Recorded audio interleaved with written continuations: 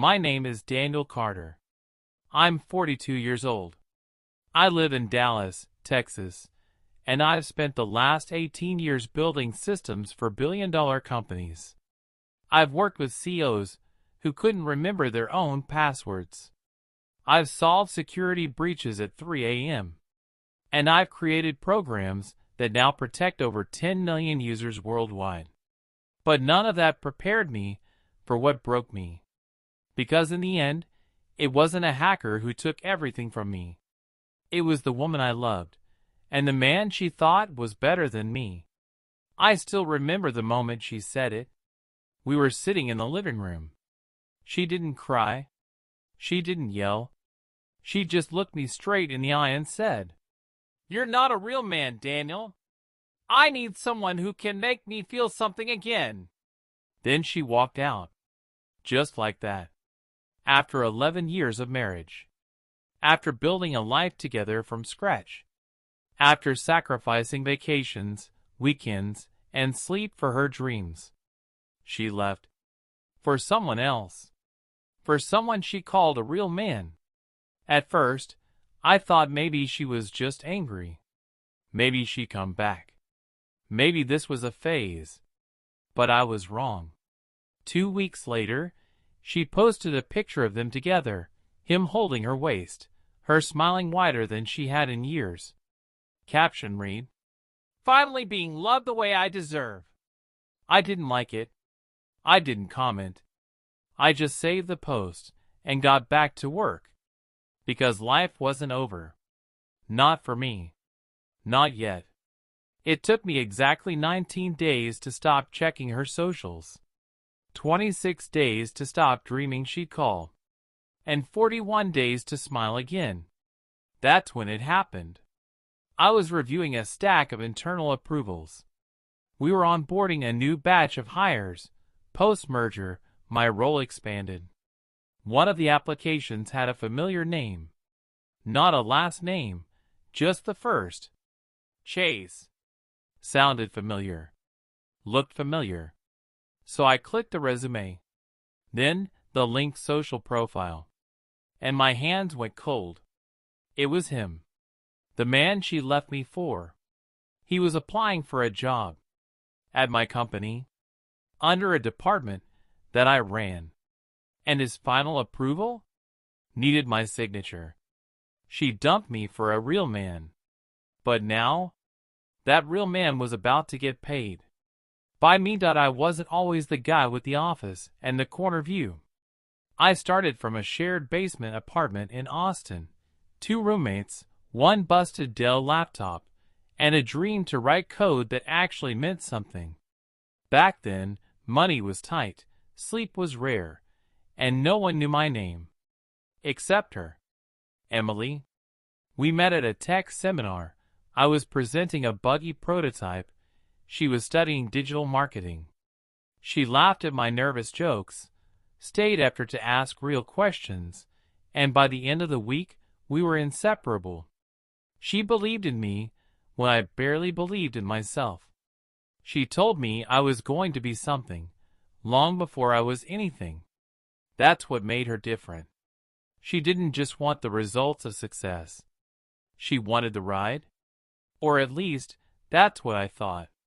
In the early days, we had nothing, and it felt like everything. Cheap takeout on the floor, long walks just to dream out loud, late-night coding sessions with her curled up behind me reading scripts. We built our lives from empty savings accounts and endless belief. I proposed with a ring I had to finance over 18 months. She cried and said yes before I even finished the question. After we got married, everything changed, in the best way. I landed my first major client, then another. Soon, I was running a team, managing contracts, flying coast to coast for meetings. We bought a house in the suburbs, modern kitchen, smart lights, backyard with a fire pit. I even converted the guest room into a mini studio for her YouTube skincare channel. To the world, we were that couple, #goals. And for a while, I believed it too. We had routines, Morning coffee, Sunday brunch, anniversary trips. She'd still text me midday. Miss you. Don't forget to eat. My smart genius husband. But slowly, the messages stopped. The little things faded. She was too tired for date nights. She started staying out late for networking dinners I wasn't invited to. And I blamed myself. I told myself maybe I was too distracted. Maybe I needed to show her more attention. But no matter what I tried, flowers, weekend getaways, surprise gifts, something always felt just out of reach. She still smiled, but not for me. She still laughed, but not at my jokes. She still came home, but her heart didn't. There were nights I'd sit up in bed, watching her scroll her phone with her back turned to me, and I'd wonder who she used to be. The woman who once said, "If we end up in a shack with nothing, I'll still choose you." She wasn't there anymore.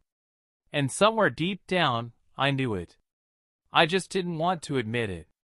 Because love doesn't break with a bang. Sometimes, it rots slowly, from the inside. Quiet. Unseen. Until you realize you've been sleeping next to a stranger. The first time I noticed something was off wasn't during an argument. It was during silence. Emily had been spending more and more time at the studio, editing videos, meeting with sponsors, growing her channel, or so she said. But I began noticing inconsistencies. She'd come home wearing different clothes than the one she left in. Her perfume changed, subtle but sharper.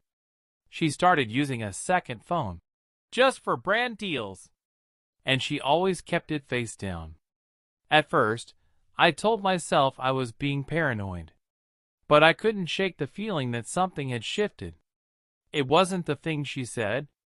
It was the things she stopped saying. No more "I love you" as before bed. No more check-in texts during the day. No more warmth in her eyes when I walked through the door. She smiled, but it felt rehearsed. She touched me, but only when someone was watching. And then came the locked screens.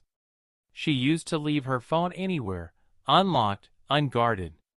Now it was either in her hand, or her purse, or face down on the kitchen counter with biometric lock enabled. One night, I heard it buzz at 1:43 a.m. She rolled over, silenced it, and didn't even glance at me. The next day, I noticed she had removed me from her calendar app. Shared locations turned off. Passwords changed. Still, I didn't confront her. I didn't ask. I didn't accuse. Because I didn't want to lie, and I wasn't ready for the truth. Instead, I watched quietly, carefully. I started taking mental notes. New outfits that didn't match her old taste. Random receipts left in the trash. One from a steakhouse I'd never been to. A bank statement with 2 Lyft charges from the same night she claimed to be sleeping over at her cousin's. I wasn't sure what I was looking for, but I knew whatever I'd find, I wouldn't like it. Then one evening, she came home, glowing. Makeup smudged, hair tousled, like she had just stepped out of someone else's life. She kissed my cheek and said she was exhausted from recording. I nodded. But inside, something snapped. Not anger. Not jealousy. Just resolve. That night, I checked the home Wi-Fi router logs. It's something most people forget. Every device leaves a trace. There it was. A second Apple device had connected to our network while I was out of town the weekend before. His name? Chase. It was literally saved as the iPhone name. Arrogant. Careless. Just like her. I still didn't say a word. I slept next to her. Ate dinner with her. Held the door for her. But behind every smile, I was watching. Tracking. gathering, because I wasn't going to lose my mind trying to guess. I was going to build a case so undeniable that when it dropped, the silence would hit harder than any scream. I stayed silent, but I started watching. Then one night, her phone lit up at 2:07 a.m., and what I saw changed everything. It happened on a Tuesday, 2:07 a.m. I was half asleep when I saw her phone light up across the room. She always kept it on silent, always face down. But this time, it flipped by mistake, screen facing up. I saw the preview flash. A message from someone named Jay. But the sentence that followed, it wasn't coded. It wasn't subtle. "You're still sore from last night? I told you I'd take it easy next time, smirking face." My breath caught in my throat. I didn't move, didn't speak, just watched as she rolled over, grabbed the phone, smirked quietly to herself, and started typing back. That was it. That was the moment. Not the message, not the cheating, not the lies, but the smile. That smile told me she had no guilt, no shame, no second thoughts. She wasn't hiding it because she regretted it. She was hiding it because she thought I was too blind to see it. And maybe I was. Maybe I wanted so badly to believe the life we built still meant something, that I refused to admit I'd already been replaced. I didn't say a word. I just laid there, staring at the ceiling fan. Her breathing slowed beside me. She drifted off, and I stayed wide awake, in silence. The next morning, I got up before her, made coffee like I always did, even packed her vitamin box like I used to. But something in me had changed. Something that wasn't coming back. Because that night, I didn't cry. I didn't scream. I didn't confront. I started planning. I went straight to my office, shut the door, and opened a new folder on my desktop. I labeled it Asset Recovery. Inside it, I dropped everything I had so far: screenshots, Wi-Fi logs, receipts, messages. Then I opened another folder. Legal. That morning, I called my attorney. Told him I needed to update my estate plans. He said, "Sure, is everything okay?" I smiled and said, "Not yet. But it will be." Because the marriage was over, I just hadn't served the paperwork yet. And Chase? He didn't know it. But his name was about to enter a system he couldn't charm his way out of. I didn't cry that night. I started planning. And she never even saw it coming. From that day forward, everything I did had a purpose. I didn't flinch when she kissed me goodbye. I didn't react when she texted, "Working late again, yawning face dot." I simply nodded, smiled, and documented everything. I installed discrete backup software that mirrored the shared iCloud activity. Not illegal, not when the devices were paid for under my name. And what I saw confirmed what I already knew, but it still hurt like hell. Photos, receipts, chats, hotel reservations under a fake name, but linked to her main email. Even audio notes where she bragged about me being clueless and emotionally boring. Every file she thought was gone. I had twice. Neatly organized. Timestamped.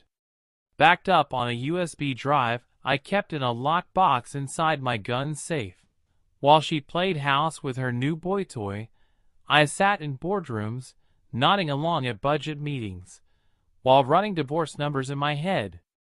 I pulled my credit reports, froze shared cards, met with my financial planner to separate my holdings under an LLC she didn't know existed. I filed for ownership reassignment of my software licenses and pulled every last dollar out of our joint savings. Quietly, legally, completely. By the time she realized anything was off, it would be too late. Then came the twist I never expected. Chase, the real man she left me for, showed up in my world. He applied for a tech support role at a sister company recently acquired by our firm. Didn't even change his LinkedIn name. Same cocky bio. Same profile picture. Didn't know I was part of the executive approval pipeline. It took one email to HR to pull his file. And there it was. Resume, full of lies. Skills, exaggerated. Certs, unverifiable. But what caught my eye wasn't his job experience. It was his emergency contact. Emily Carter. Still using my last name. The irony hit me like a brick. She had left me for him, and now he needed my signature to get his first corporate paycheck. Talk about poetic justice. I scheduled a meeting with our internal HR director. Told her we needed to flag this hire. Didn't say why. Didn't need to. I wasn't going to reject him outright. That would have been too easy. No, I had a better idea. I approved him. Let him start the job. Gave him 2 weeks to get comfortable. Let him show up in his cheap suits, flexing in the office cafeteria, acting like he belonged. He had no idea the man signing off on his hours was the husband of the woman he was still secretly seeing. And Emily? She had no clue either. She thought I was still in the dark. Still heartbroken. Still clinging to a marriage that was already dead. What she didn't realize was that I had already buried it, and the funeral was coming soon. 2 weeks after Chase's first day, I had everything in place. The evidence. The lawyers. The financial separation. The trap. I scheduled a meeting with Chase under the pretense of discussing career growth. He walked in cocky, called me sir, like we weren't two men who shared the same woman. He had no clue I already knew everything. I offered him a coffee. He declined, too confident, too proud. So I opened the folder on my desk, placed his resume in front of him, and asked him to explain 3 certifications he listed that didn't check out. He stuttered, made up some story about delayed paperwork. I just nodded and let him speak. Then I reached under my desk and pulled out a small black binder. Inside was a printout of every chat, every photo, every message between him and Emily. Some screenshots even showed them making fun of me, calling me safe, predictable, boring. He stared at the pages in silence. His face went pale, then red, then blank. And then I said calmly, "You are just stupid enough to date a married woman. You were stupid enough to apply for a job where her husband signs your paycheck." He stood up suddenly, eyes wide, muttering some half-hearted threat. But I didn't flinch. I handed him a formal termination letter. Falsified resume. Misrepresentation of qualifications. Immediate dismissal, with a permanent flag in the internal system. He was done. Not just from the job, from the entire industry we worked in. His name was now marked across all partner company databases. She thought I'd never fight back. But she forgot I've been trained to win wars without raising my voice. He left the building with no security escort. Just silence. Everyone saw him walking that day. No one saw him come back. But I wasn't done yet. That weekend, Emily came home to find the locks changed. Her key didn't work. She called me, furious, screaming about boundaries and privacy. I didn't answer. I simply forwarded her lawyer the divorce package. Full infidelity clause. No alimony. No asset claim. My attorney added one more attachment. A printout of every document Chase had signed under my company. proof of conflict of interest, proof of fraud, and screenshots from my router's activity log. Emily never even fought it. She knew. She knew she'd lost. I didn't yell. I didn't beg. I didn't break anything. I just let the truth burn them both. Court day came. She didn't show up. Judge ruled in my favor. The house? Mine. The car? Mine. The bank account? Already emptied and restructured. But most importantly, my peace? Untouched. The courtroom went silent. I played the audio file, and everyone heard exactly what she really thought of me. That was the last time she had power over anything I'd built. It's been 14 months since the divorce was finalized. Emily and I haven't spoken since the court ruling. Chase vanished from the industry. I heard he moved back in with his parents in Arizona. And me? I live in Colorado now. Smaller house. Fewer rooms. But it's the first home I've had in years that actually feels like mine. No more silence that hides secrets. No more walking on eggshells. Just clean air, strong coffee, and peace. I still wake up early, habit of a man who once had too much on his mind. But these days, I wake up because I want to, not because I'm bracing for disappointment. I volunteer now, mentoring young coders, speaking at small tech colleges. I've started hiking again, picked up photography.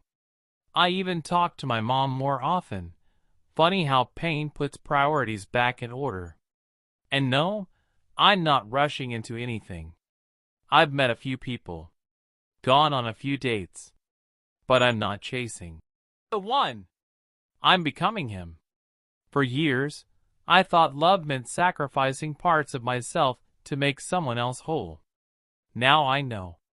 If someone needs you to shrink in order for them to feel tall, they were never standing on their own to begin with. Emily didn't break me. She exposed what I had ignored. That I was building a life around someone who wasn't building it with me. And that's okay. Not every ending needs to be a tragedy. Some are just correction courses. She left me for a man she called real. But real men don't need to prove themselves through betrayal. They stay quiet, strong, and rebuild without dragging others through the dirt. Final emotional line. She took everything, except my soul. And from that, I rebuilt my life, not for her, not for revenge, but for me. If you've ever been betrayed by someone you gave your whole heart to, remember, silence isn't weakness, it's control. Subscribe for more real stories of strength, justice, and starting again.